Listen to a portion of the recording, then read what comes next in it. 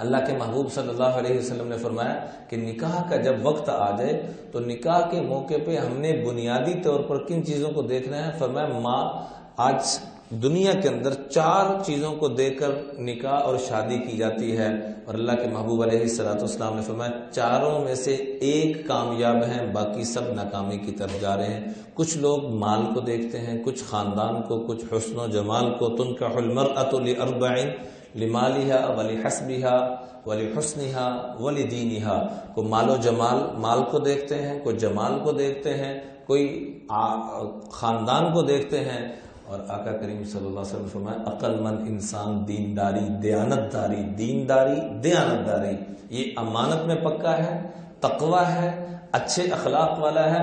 آپ صلی اللہ علیہ وسلم نے اماں خدیجہ سے پوچھا کہ آپ کو میری کیا چیز پسند ہے؟ کیا خوبصورت سوال کر رہے ہیں۔ اماں خدیجہ سے پوچھ رہے ہیں کیا خدیجہ آپ نے جو مجھے نکاح کا پیغام دیا کس بنیاد پہ نکاح کا پیغام دیا؟ تو آگے سے اماں جان نے جواب دیا لصدق حدیثک وحسن خلقک، یا رسول اللہ آپ کے 2 چیزیں دیکھ کے میں دلی طور پر متاثر ہوئی، ایک آپ کی سچائی کو دیکھ کر، صادق و امین جو کہا جاتا تھا، وحسن خلقک، اور آپ کے اچھے اخلاق دیکھ کر، آپ کے اچھے اخلاق دیکھ کر۔ تو ان چیزوں کو، مال کو دیکھنا یہ یہودیوں کی ترتیب ہے، حسن کو دیکھنا یہ عیسائیوں کی ہے، خاندانوں کو دیکھنا یہ غیروں کی ہے، دینداری کو دیکھنا، امانت داری کو دیکھنا یہ کس کی علامت ہے؟ اس لیے آقا کریم صلی اللہ علیہ وسلم نے فرمایا اذا جاءکم من ترضون امانتہ وخلقہ، جب بھی کوئی رشتہ آ جائے امانت داری اس کی ٹھیک ہے، امین آدمی ہے، اور اس کے اخلاق اچھے ہیں، یہ 2 چیزیں ہو جائیں تو فنکحوا کائنا ما کان، کوئی بھی ہو یہ 2 خوبیاں پائی جا رہی ہیں نکاح کر دو۔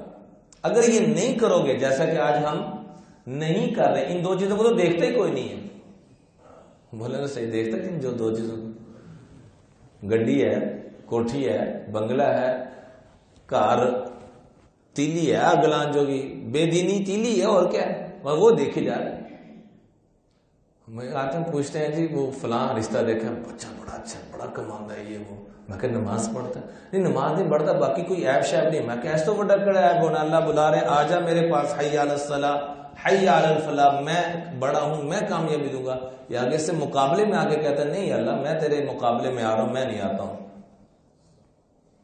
اس سے بڑی کیا زیادتی اور کیا ظلم اور کیا ستم ہو۔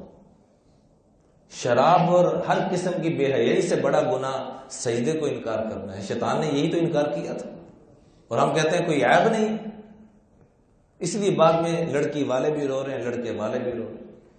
یہاں تک لکھا ہے کہ نکاح کی 4 قسمیں ہیں، سنت، واجب، فرض اور حرام۔ سنت، واجب، مباح اور حرام۔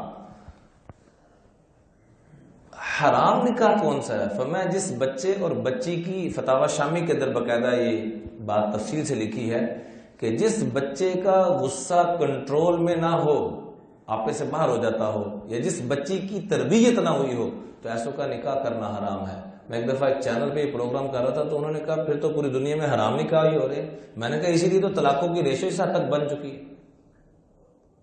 اس لیے حضرت امام حسن بصری سے پوچھا گیا کہ نکاح کہاں کیا جائے؟ فرمایا جس کے اندر اپنی طبیعت پہ کنٹرول، اپنی خوبیاں نہ دیکھنے والا ہو، اپنی خامیاں دیکھنے والا ہو، دوسروں کی کیا دیکھنے والا ہو، وہاں نکاح کر دو۔ غریب ہے امیر ہے اس کو نہ دیکھنا، تقویٰ ہو اس کے پاس، اپنی خوبیاں نہ دیکھنے والا ہو، اپنی خامیاں دیکھنے والا ہو، نکاح کر دو۔